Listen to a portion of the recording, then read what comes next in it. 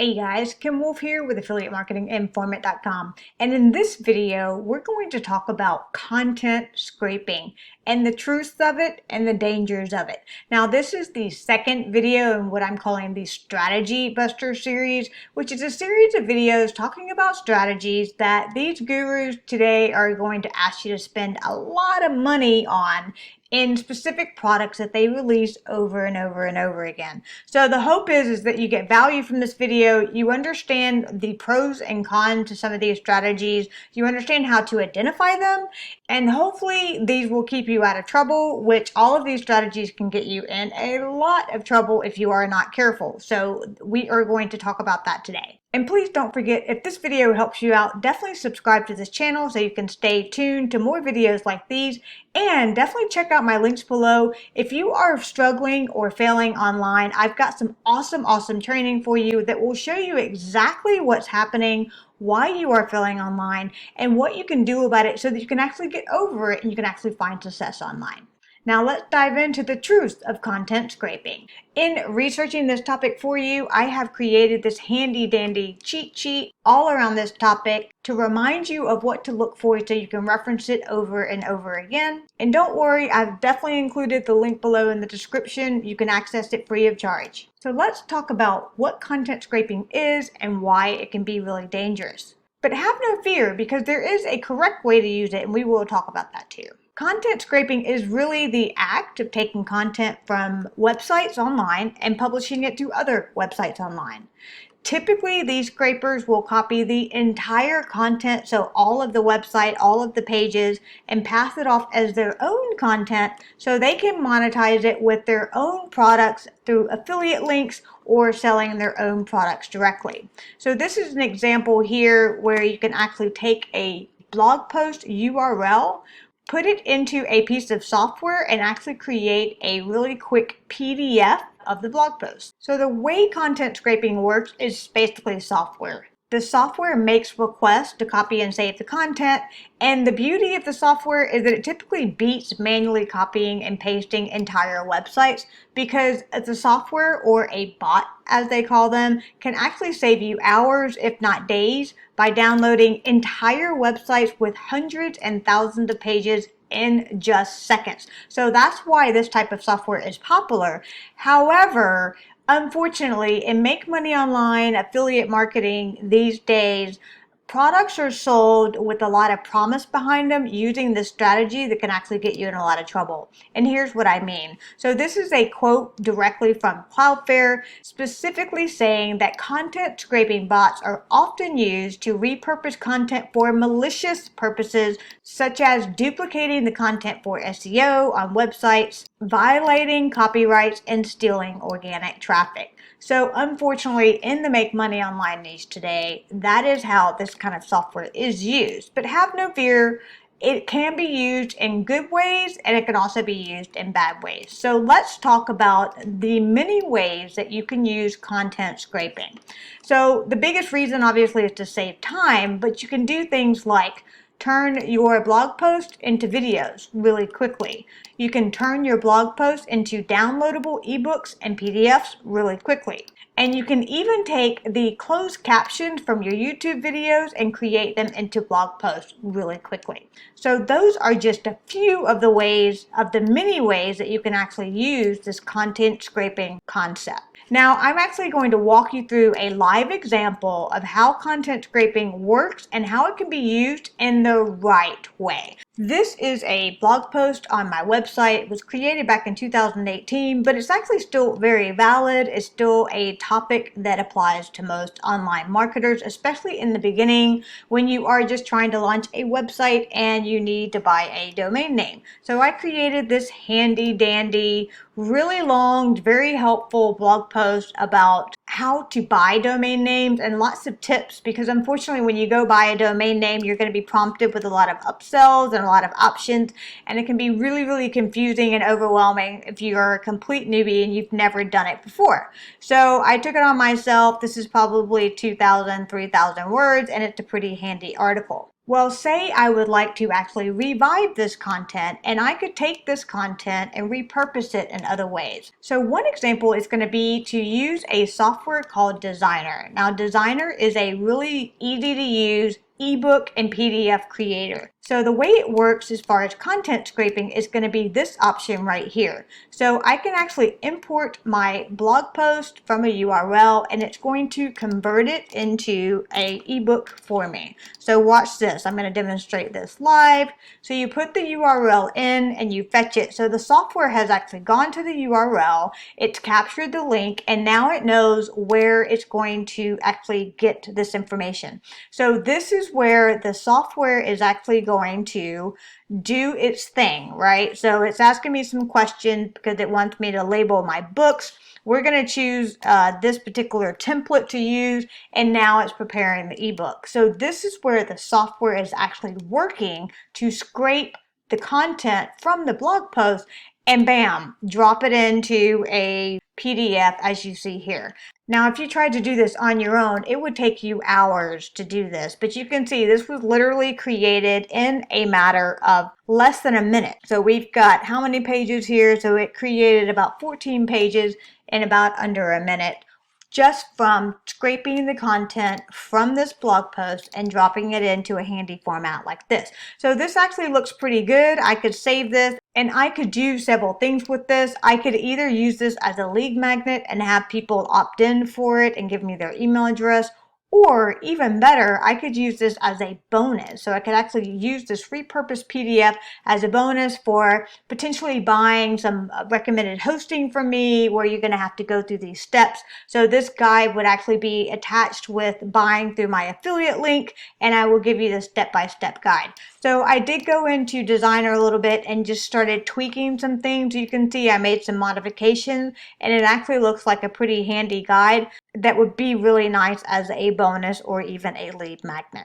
So that is one way you can use this idea of content scraping. Let me show you another way. So another product is going to be called Content Gorilla. Now this is a very, very controversial software, and most of these content scraping softwares are going to be controversial because they do allow you to use any URL link, which is where you can get into trouble, because you can take other people's content, but you shouldn't do that. And so we're going to get into sort of the legal ramifications of that. But right now, I just want you to understand what it is, how it works, and show you how you can actually use it in good ways. So this is a positive way to use it. So if I was to log into Content Gorilla, the benefit to using a software like this is this particular software will actually allow you to take a YouTube video, the closed captions from a YouTube video, and actually put it into a blog post format. So it actually transcribes the video for you, and you can quickly push it to a blog post. Now, the controversial part is this right here, where it's actually allowing me to really essentially take any video on here and convert it into a post. And as mentioned, you do not want to do that. The right way to use this is to actually use your own content and no one else's. So using one of my videos as an example, I'm going to come here and grab one that is CC'd, and we are going to copy the link. I'm going to grab it from YouTube here, okay, and then we're going to come and take it and paste it into Content Gorilla. So put it into the search bar there. It's going to pull up my post, and I'm going to say create post. So there you go. So that is another example of content scraping. And so just think, I created that video, but if now I could easily take this and actually create a blog post, you would need to do some different formatting and sort of repurpose the content, but it beats having to try to rewrite the post completely. I can literally use what I said in the video, repurpose it, reformat it for a blog post, save a lot of time, and just push it and have a second piece of content around this topic that potentially has a chance to rank and bring me in traffic, leads, and sales. So don't forget, if you're interested in that, if you're interested in finding success online, definitely check out the training below. It's completely free, and I'm telling you, it's honest training that will actually help you figure out what you need to do to actually be successful online. So if that interests you, definitely check out the link below. All right, so let's go back to our handy cheat sheet. And don't forget, I've definitely included a link to this cheat sheet in the description below as well. But we're going to talk about the right way to use the functionality, which is what you just saw. So those two examples are good ways of how you can actually use content scraping to save you time, repurpose content you already have, and put it in more places, which can bring you more leads, traffic, and sales. And that's always a good thing. But you only should use your own content. Only use content that you have the rights to. Now, if you own it, you have the rights to. If you're going to use someone else's content, then it is recommended you reach out to them and you actually get written permission for them. But if you really just want to steer clear of that, I don't suggest even doing that. Make your own content. It's going to be better for you and your brand, and it's going to save you the hassle of trying to negotiate, trying to use someone else's content, which really let them have their content and you go create your own. So as you saw, you can do a lot of different things with content scraping if you use it the right way, which is taking your blog posts, converting them to ebooks and PDFs really quickly, taking your videos and converting them into blog posts really quickly, and then you can take essentially there's software you can take blog posts and convert them to videos. So the wrong way to actually use this functionality is, as mentioned, is actually scraping to use other people's content, to repurpose it as your own. So using other people's content can be considered as stealing, which can lead to content being taken down, serious copyright infringement, and even potential lawsuits. So trust me, you don't want that to happen. It's not worth it for your online business. Stay clear of that and only use this strategy the right way. Because at the end of the day, there are copyright laws for a reason, and stealing other people's content is just considered to be unethical. Just because you can do it doesn't mean you should. And you will get caught eventually. So the serious problems with this is it can get you in a lot of legal trouble. It is basically just unethical and just shows a lack of respect to other content creators. And from personal experience, it is a great way to piss off content creators, let me tell you. And be fully warned, they will gladly let you know. So let me just show you a couple of examples recently that I've seen of basically content takedowns for different situations. So not necessarily because of content scraping, but in this particular case, an affiliate marketer actually just got his YouTube channel penalized only because he created a video about how to download videos from YouTube. So although this strategy did not involve content scraping, the problem is that he's encouraging people to download videos from YouTube, which could really be any YouTube. So essentially it could be not their content, right? And guess what happened? YouTube actually put a penalty on his channel, gave him a warning. I think they basically removed some features from his channel, and it's not good. Even though this particular strategy didn't involve content scraping, it involved the underlying problem, which is stealing other people's content and using other people's content when you don't have the right to. So here is another example. This is actually our personal example. This happened to me. I made a mistake and I did something really stupid and I used other people's content. And so honestly, it was an honest mistake and I made a video about it. If you want to learn from my mistake, I'll put the link on the screen right now. You can go see my honest mistake and you can learn how to not make the same mistake that I did.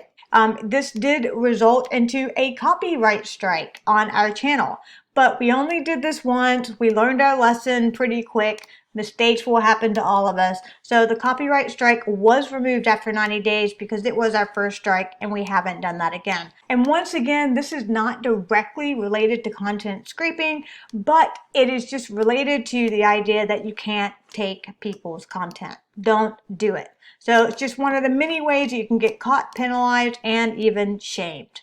Now let's talk about some software examples. So as mentioned, you saw a couple of them. Designer is a really handy ebook PDF creator that allows you to scrape content and make content into PDFs and ebooks. You've got Content Gorilla, which actually allows you to take closed captions from YouTube videos into blog posts. Another one is going to be Pictory AI, which actually allows you to take content and repurpose it into videos that you can share obviously on YouTube or different social media channels like LinkedIn, Facebook, Twitter, and Instagram. Another software example is going to be Yive. Now this one can get you in a lot of trouble, and it's not one that I've actually used personally, but if you scroll down here, it's going to tell you the keywords that you're looking for, which means you can create videos from any URL. So this is where you can get into trouble. Just because you can do it, don't use any URL, use your own, but it allows you to scrape content from various places to actually make